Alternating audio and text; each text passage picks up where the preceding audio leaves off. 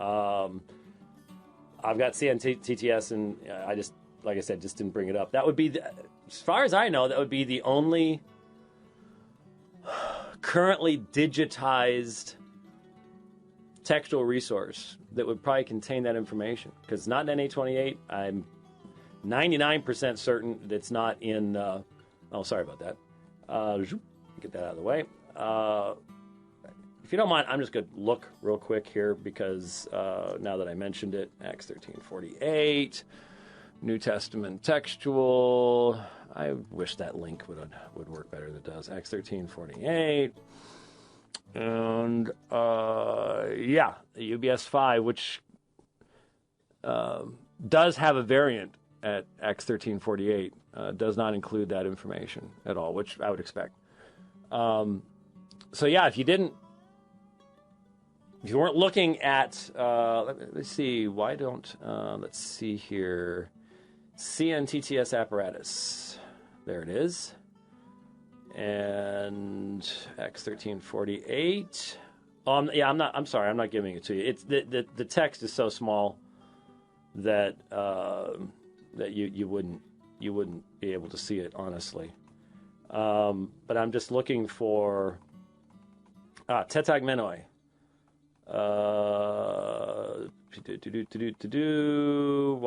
Why am I not seeing P45 here? I'm doing some nice musical interludes here. I'll have to look that up a little bit more. But CNTTS would be the primary source for that. For those of you who are looking at early Christmas lists for your wives or something like that, to put on your Christmas list, the CNTTS apparatus or something along those lines. Let's get back to our thing here. We're running out of time. But there was a problem. It was a big problem that they did not agree on what the Quran should be. Abdullah ibn Mas'ud would not accept the final 2 surahs or chapters of the Quran, and he wouldn't accept Al-Fatiha, the first chapter. He said that was just a prayer that Muhammad prayed. He said, do not mix up with the Quran that which is not in the Quran. These 2 surahs are not included in the Quran.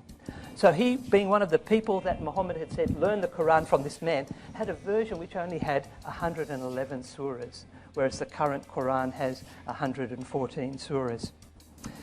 One of the other men, or 2 of the other men, Abu Musa, one of the 4 recommended by Muhammad, included 2 extra surahs that are not in today's Quran. We still have copies of these, and if you read them, they read very much like Quranic chapters. They were called Surat al-Khala and Surat al-Haf, also known as Surat al-Qanud. So that made his Quran had 116 chapters or surahs. Another man, Ubay ibn Ka'b, combined 2 of the chapters together, making 115 chapters. And so within 20 years of Muhammad's death, 4 major collections of the Quran were being accepted in different cities. And you can see them. These are, again, some of the men that Muhammad said learned the Quran from these men.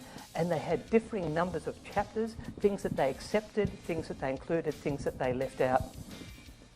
And there were about another 12 other versions that were also floating around at this time.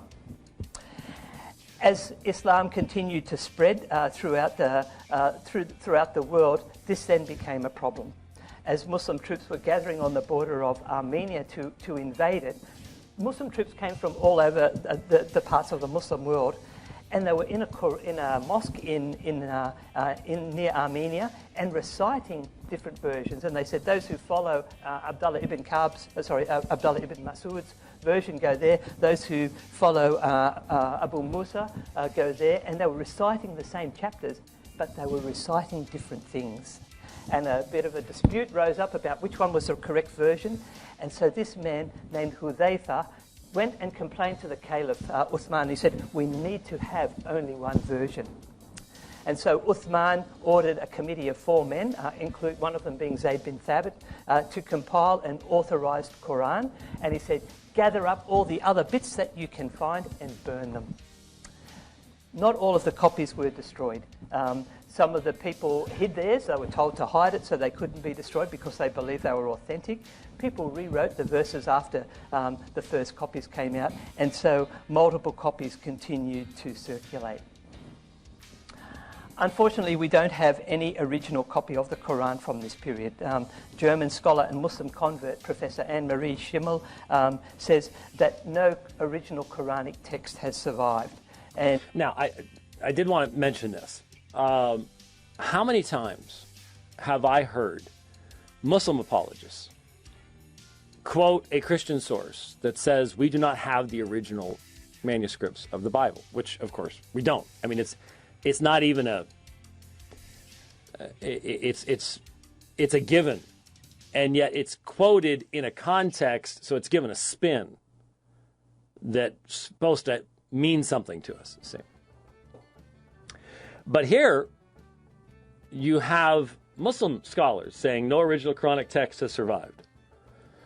Now, I do know some Muslims who actually do feel that we have some Uthmanic manuscripts. I doubt that's the case, but it wouldn't be one of those specific ones that were produced at a particular time period. But here you have, I wonder if the Muslims who quote Christians saying we don't have any original manuscripts will quote these citations. If not, why not? What's good for the goose is good for the gander. Again, simple matter of consistency. Got to do it. Professor Tayyar Altıkulak, who's a Turkish scholar, speaks of the first mushafs, or the first codices or collections of the Quran, having been destroyed or disappeared due to wars and natural disasters. And he calls this one of the greatest weaknesses and pains of the Islamic world. But that we have copies of early manuscripts, not the originals, but some very early manuscripts. And you can go and travel around and see these in Istanbul. There's a couple there. The Cairo one, in Sana'a, big collection. I'll talk about that later. Istanbul and Tashkent have a version there. The National Library in France has some. Birmingham has some. They're scattered around. These are probably the 10 most ancient ones, but they're not the same. You can look at those. In fact, we have facsimiles of these early collections here. My student Dennis can show you those, and you can compare them and see some of the difference that exists right from the earliest days.